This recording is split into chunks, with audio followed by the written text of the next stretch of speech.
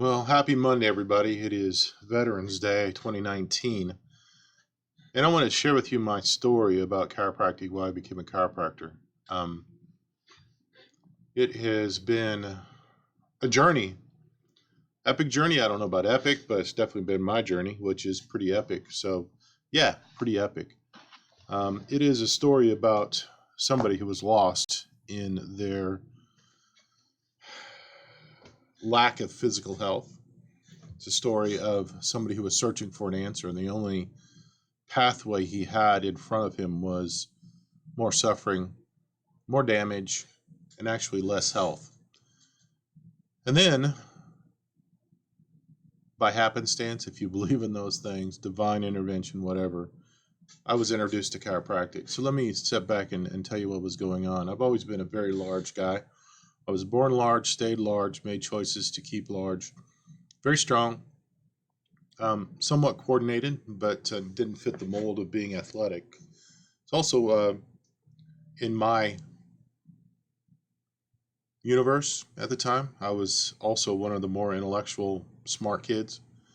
One of my nicknames when I was growing up was Walking Webster because I loved language. I loved words and what they meant and how to put them together to relate ideas from one mind to another so that they could be understood in a bigger concept.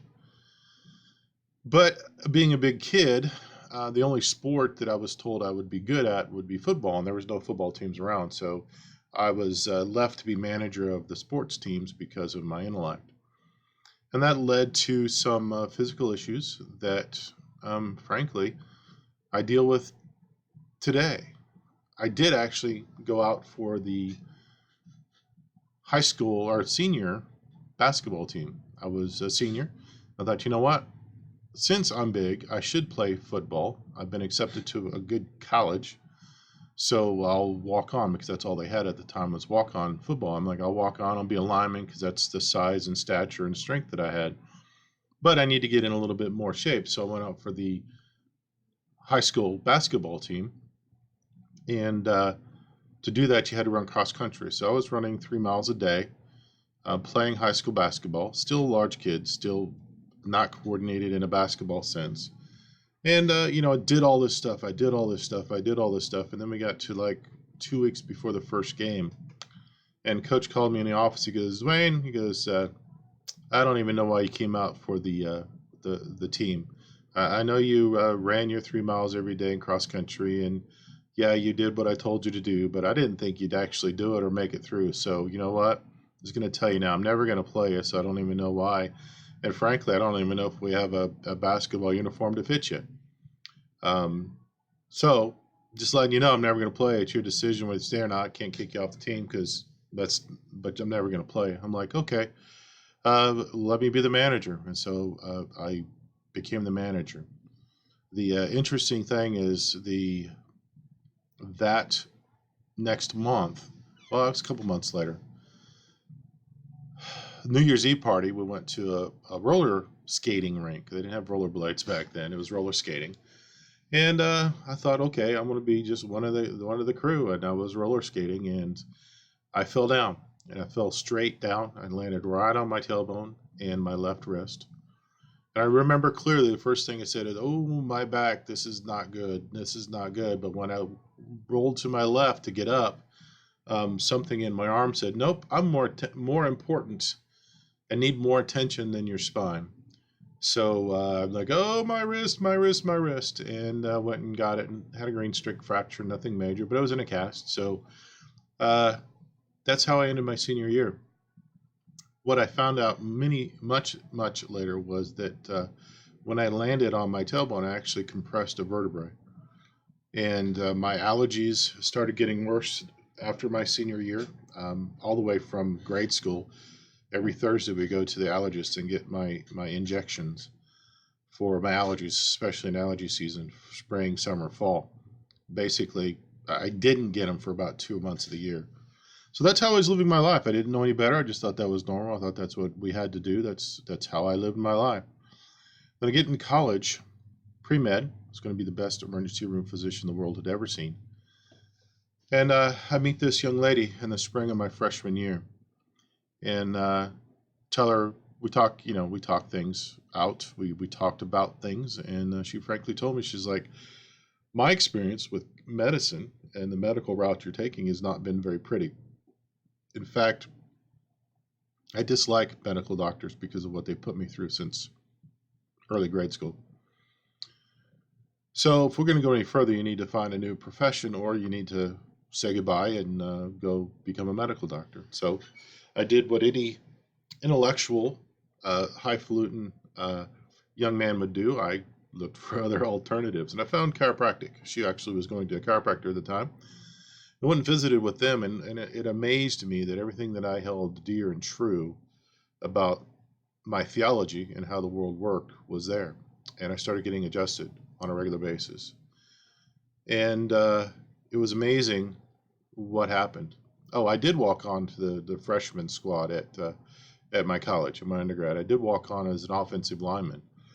And being a big kid, they didn't have helmets to fit me as a freshman. They gave all the big helmets out to the seniors, and they started the equipment handout from there out. So I was there doing line drills without a helmet for 2 weeks, and I quickly realized that's not what I wanted to do with my body or my time.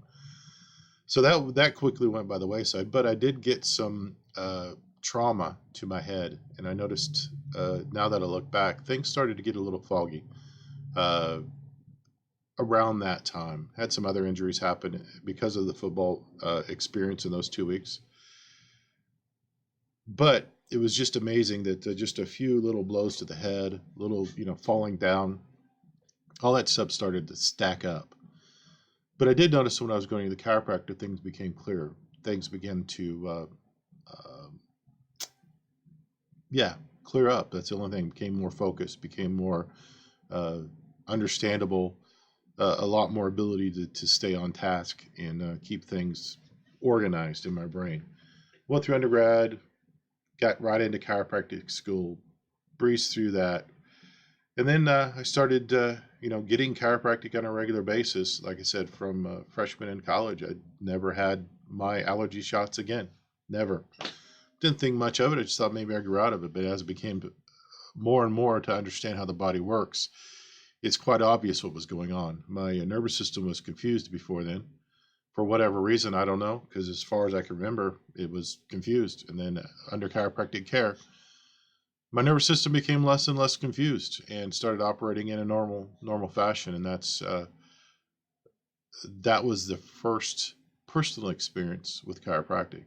Now, in the 26 years since I became a chiropractor, never really had any issues with my allergies until the little about 4 or 5 years after I took a break in the early 1990, in the early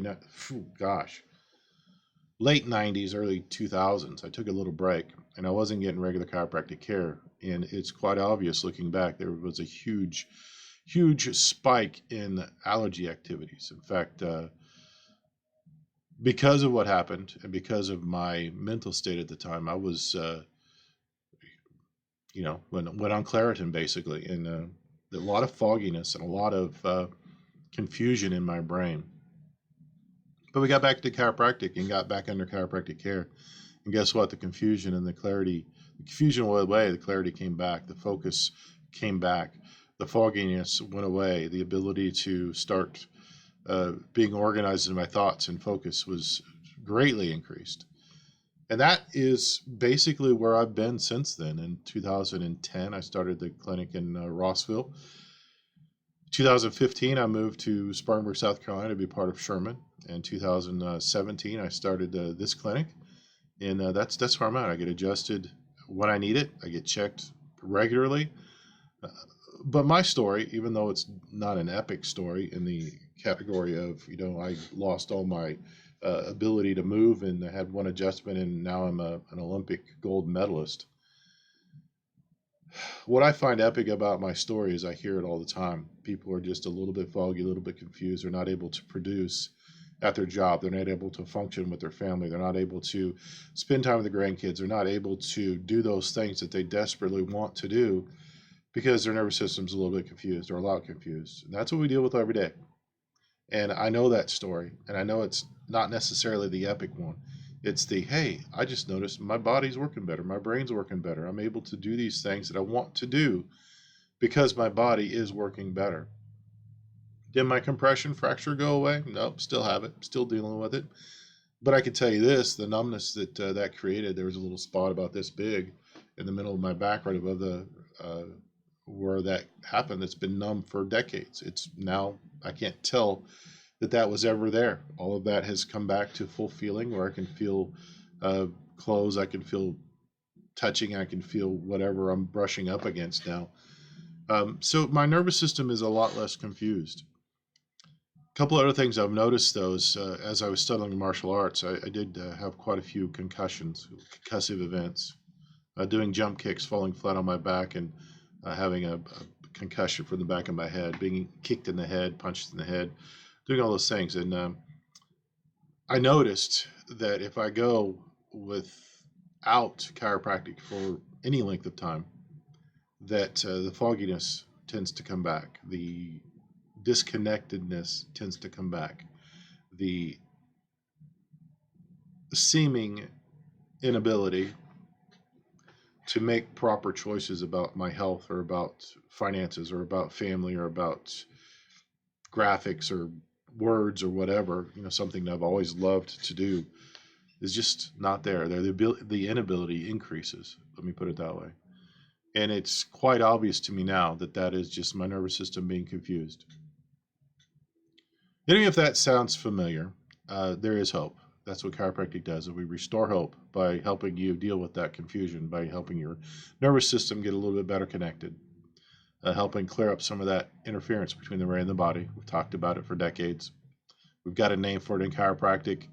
But as I was told earlier today, if I say vertebral subluxation, probably somebody's going to think of vertical subway stations. That name doesn't matter to you unless you're a chiropractor. Those words probably don't mean anything to you unless you're a chiropractor. For me, they mean a lot because those two words, vertebral subluxation, encapsulate my entire story. So we're here to help you. I'm one of 3 chiropractors here in the office. I'm the one that's been doing chiropractic the longest. Sam's great at what he does. He does it a little bit differently than I do. Morgan's just graduated last year. She's excellent at what she does. So we've got a wide range of chiropractors with skills, expertise, and techniques to help you here. But I need you to tell people about your story and how chiropractic has helped you. But I also need you to send people in so we can help them unconfuse their nervous system, because that's what we love to do. Anyway, I hope this was helpful. It was a little cathartic for me thinking back over all the things that have happened to me. I can't wait till Sam gets here so that I can get checked and adjusted today. It was a very interesting weekend, let's put it that way. Anyway, love you guys. Thanks for putting up with me today. We'll see where this goes and see what we do next. Talk to you later. Bye-bye.